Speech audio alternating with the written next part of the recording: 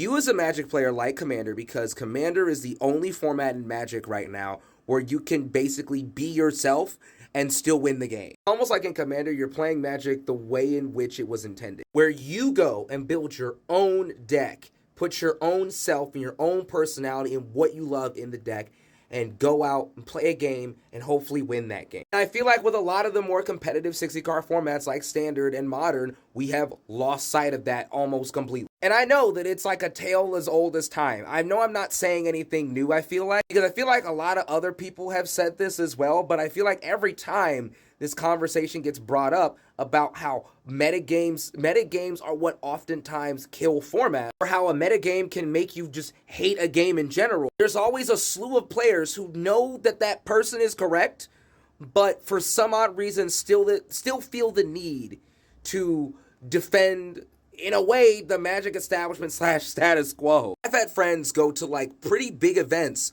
where all they played against the entire day was just Vivi. All day long. Just Vivi. The same fucking deck. Like, I don't understand how y'all do that.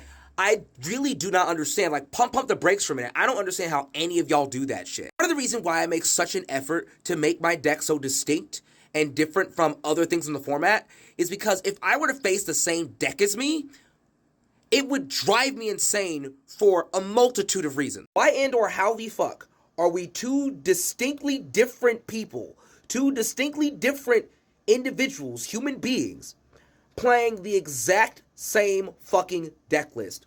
Why? And listen, this is something a lot of y'all aren't gonna want to hear, but I think it's important for the health of not even just Magic, pretty much any game you play. If you want that shit to not get stale, if you want that to remain good, if you want to continue to have fun with it, then you have to bring the fun to the game.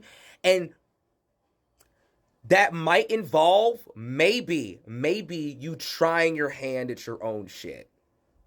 Yeah, you're probably gonna get your teeth kicked in. You're probably gonna totally bomb at a locals or whatever. But oh my God forbid you bomb at locals in the pursuit of art and science. Listen, y'all gotta not be afraid to take chances, get messy, and for the love of God, make mistakes. Like, genuinely, when I build somebody else's deck, or when I build a deck that literally 90% of the player base is playing, I don't feel like any of those wins are mine. I didn't make that. I didn't design that. I just bought all the pieces.